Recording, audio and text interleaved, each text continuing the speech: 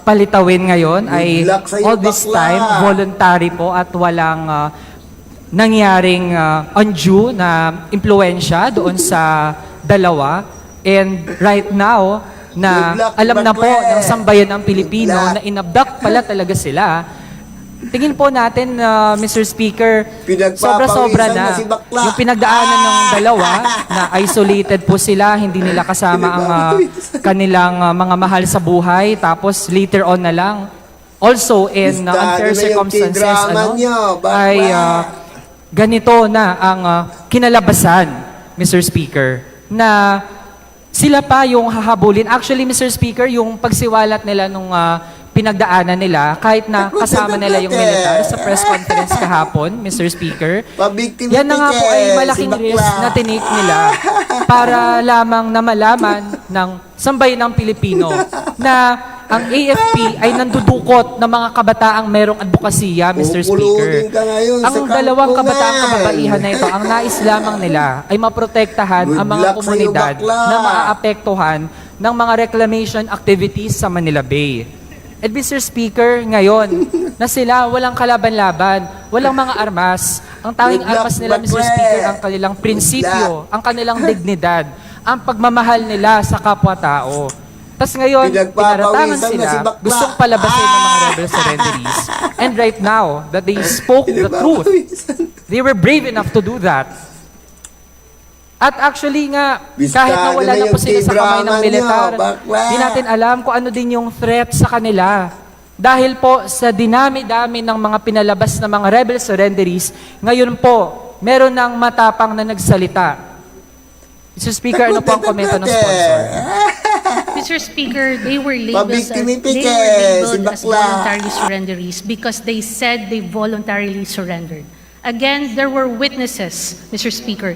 They made a sworn statement, which of course, if you did or if you made a sworn statement and you recanted, Mr. Speaker, you will be subjected to Sabi ko perjury sa inyo charges eh. if needed. You know, Mr. Speaker, the DND, the AFP, Takot na takot has siya always eh. believed that honesty is the currency of leadership, Mr. Speaker. Listado na It is kasi. most critical today that the truth prevails because mistrust seems to have been the default mode or reaction, Mr. Speaker. So therefore, we stand with our Philippine Army, Mr. Speaker.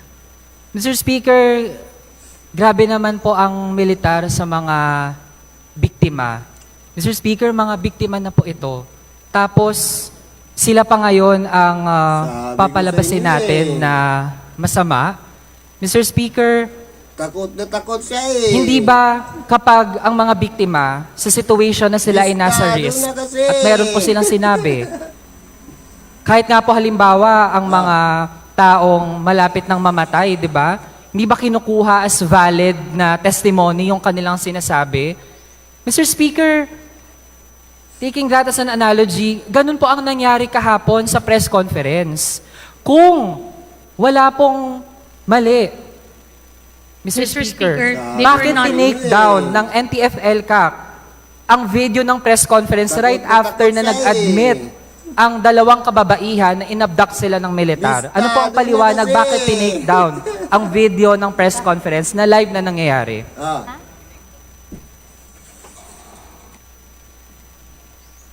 Well, Mr. Speaker, the NTF-ELCAC is not within this department, Mr. Speaker. But if you are talking about taking down of videos, I believe it is all over social media. So there is no taking down of any videos.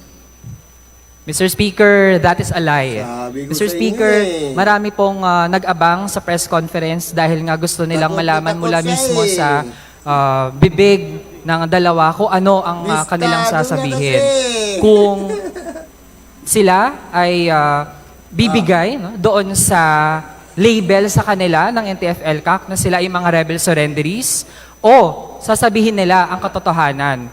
And they chose the second, Mr. Speaker. At marami pong nakakita na nasa social media ang press conference at kailangan din po itong masagot Sabi ng ko ating sa inyo sponsor, eh. Mr. Speaker, kasi katabi po, literally, katabi ng dalawa Takot ay na isang takot siya eh. military personnel na nung nagsasalita na po Listado ang na kasi. ating mga kapwa-kabataan na sila ay inabduct, Ah. sinabi Sinubukan pa po ng militar na gumawa pa ng panibagong kwento na okay, kung in-abduct kayo, baka ibang tao yung nag-abduct. Pero, Mr. Speaker, galing mismo sa dalawang kababaihan, wala pong iba, kundi militar, yung nag-abduct sa kanila. At matapos po nilang sabihin ko sa yon, inyo tinake down ang live stream Diba? ng press Pagkasapin conference. Kaya Mr. Speaker, Ganon malinaw siya, kalupit, na merong mag-defense tinatago dito sa mga ang kasapin niya, NPA, militar PNP. natin. Kasapakat ang NTF-ELCA. See guys? Mr. Speaker, the Kayo DND humusga. or the AFP was not the one who made the press May conference. ebidensya. So it is a lie. Pero sila po ang It is not nag-abduct, correct to Mr. say that we Speaker. are lying, that we did not take down the Pinagpipilitan video. niya. Because we have not taken down Na- any video, Mr. Mali Speaker. ang gobyerno, The mali ang AFP, the DND was NTF-ELCA. not the one who organized Oh, diba? said press conference, Mr. Speaker. Magaling na abogado. Yeah, ang hindi po sila ang galing-galing niya nag-organize talaga ng press mag-defend sa conference, mga Mr. Speaker, dahil sa mga kasapin ang niya. kanilang pinagkakaabalahan na po ay paano Diba, nila defensive pagtatakpan siya ang masyado. ginawa nilang abduction doon sa dalawang kabataang Oh kababaihan my God, na ang bakla. meron lamang sila ay ang advokasya nila na ipagtanggol ang mga fisherfolk communities, ang Kulang ka lang sa mga kain. mahihirap na mga komunidad na apektado ng reclamation sa Manila Bay. Mr. Kaya, Speaker, the department continues to deny any alleged abduction or harassment, Mr. Speaker, because of the presence of several witnesses, Mr. Speaker.